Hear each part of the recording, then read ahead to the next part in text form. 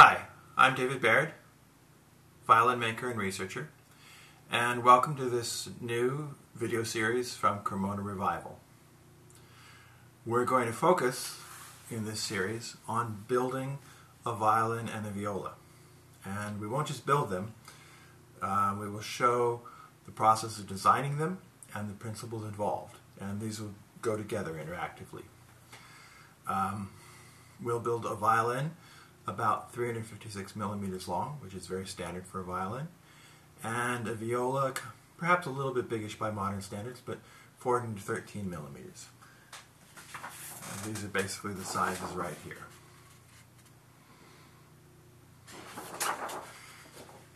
What this will do, it will give us a chance to demonstrate the Cremona Revival making methods.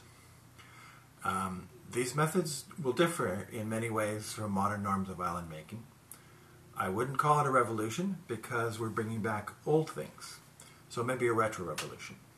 We will demonstrate and use old methods recovered by Cremona Revival research over the last 15 years. Many people over the last 50 years helped open this road. The internet particularly ushered in cultural changes in the violin world. Today, there's a wealth of imaging and information available about the old instruments that just didn't exist in the past. This has made it possible to look across many, many instruments and generations of making to see what they were doing. The Cremona Revival methods we'll be using and the principles, these are things that were mostly forgotten and lost in the 1800s, even though they're ideas that had been, or things you can see evidenced in the instruments from before that period. We will use choices and principles that can be observed in examples from the historical instruments of the 16th, 17th, and 18th century from northern Italy. Our focus is on instruments from Brescia and Venice, and mostly Cremona. In related videos, we'll also look at some of the older tool and art methods. These will include various practices from the Renaissance arts and various hand tool methods that aren't necessarily common today. Some of the tools we use are various kinds of edge carving tools. We'll use dividers and compasses that can not only make our shapes in paper but also directly in the wood when we want. We'll have various planes of different configurations for different purposes, even little funny small ones. And some of the tools are less familiar.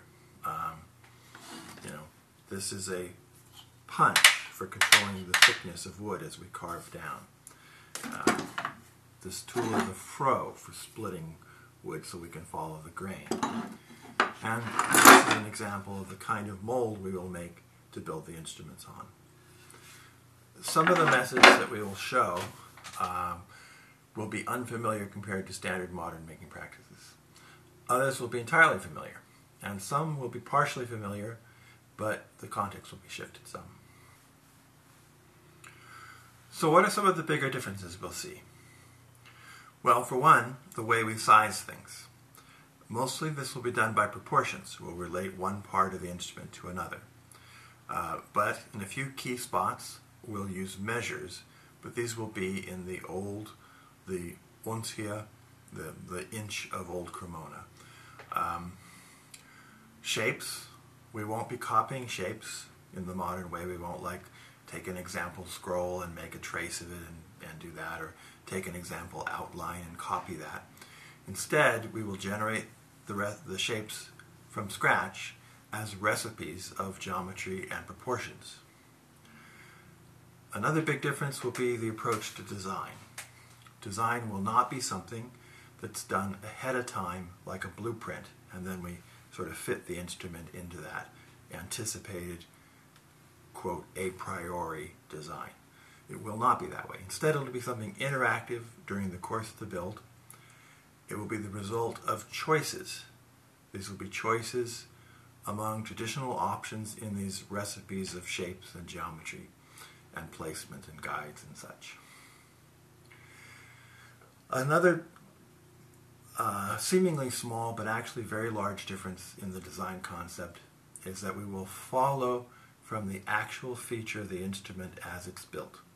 So if the process of building results in the corners being slightly askew, we will follow that rather than push it back to an ideal design that we had set ahead of time. Further difference is in the methods. The methods of modern making tend to be about copying and controlling. The methods we will see really ignore those issues. They are physically loose methods. They are traditional things that are very good at helping arrive at a beautiful, harmonious, good result. But they do not do a lot of the things that we expect in modern copy making. They do not give us exact, predictable control of the final measurements. And they don't help us make the instrument truly square or truly symmetrical. You can almost never find a classical instrument where the treble and bass sides actually entirely match. Even the backs and the top links tend to disagree slightly. And that's a natural outcome of the actual physical methods, as you'll see.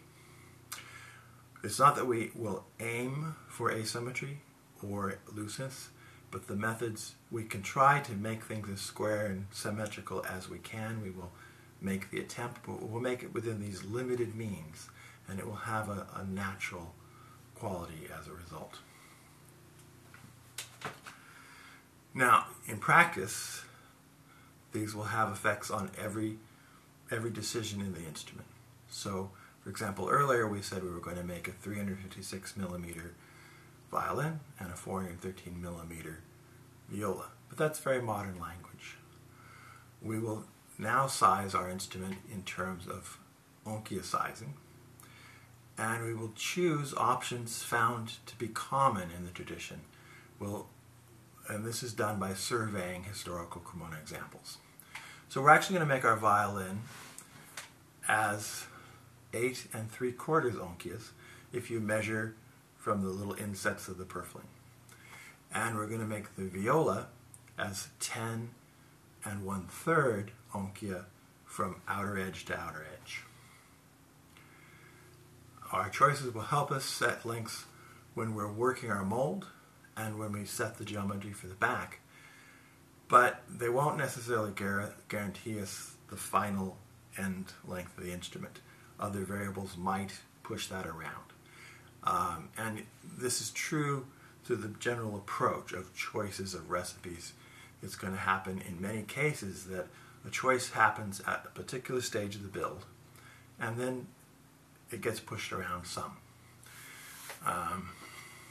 In summary, we've re-expressed our length choices in the historical Wontia lengths, and we've outlined some of the major differences that we expect to see during the course of the series.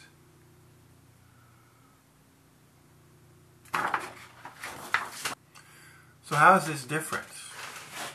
How is it different that we've now set our lengths as Wontias instead of as millimeters in the modern way? The first real difference is that it's a choice that sits within a larger tradition or scheme of sizing that we can observe across countless instruments and many generations of old Cremona examples. The second thing is that it's a recipe choice. And as a recipe choice, it's interactive in the building. Now we're sort of anticipating the choice, which is a little bit contrary to the reality that we're after. But in fact, when we come to make the mold for our instrument, we will use some sort of decision about length in this way at that point.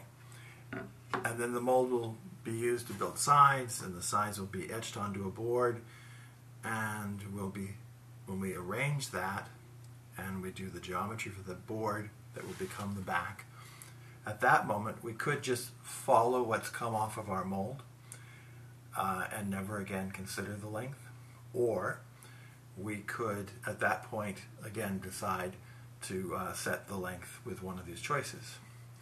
But then as we continue to build, we'll come to the top, and the top will end up following the combination of the back and the sides, and we won't make a choice again.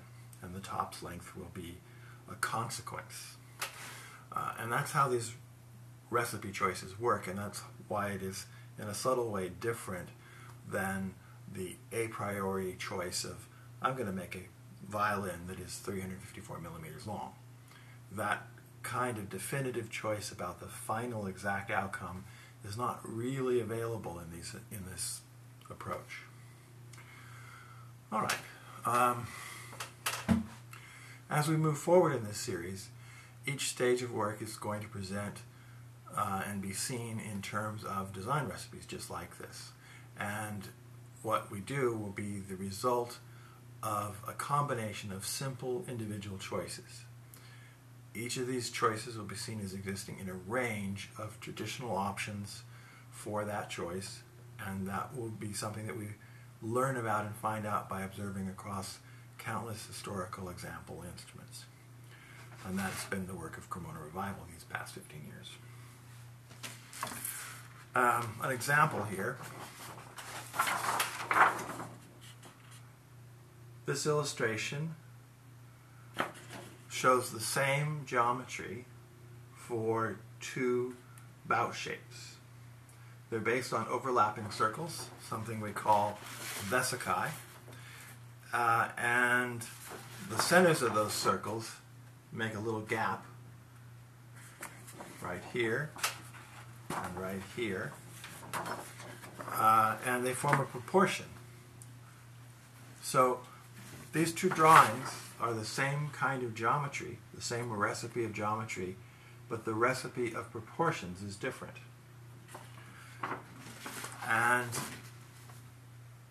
in the traditions, what we can observe in other instruments, in historical instruments, this proportion choice is fitting and appropriate for a lower bout, whereas this one is not.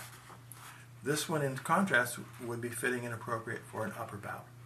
And what's the difference? The difference is that this gap here is very close to the radius size here. In this case, it's the same, 4 units.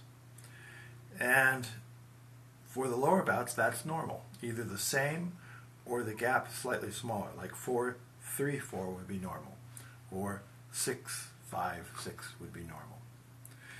But here, the gap is only half the radius of the circles.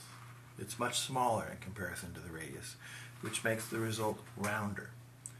This is typical and traditionally appropriate for an upper bout, but not appropriate for a lower bout. So that's just an example of how these recipes work and how they are traditional in a sense. So that wraps up this intro video, and I hope you enjoyed watching it, and stay tuned for more. Thank you.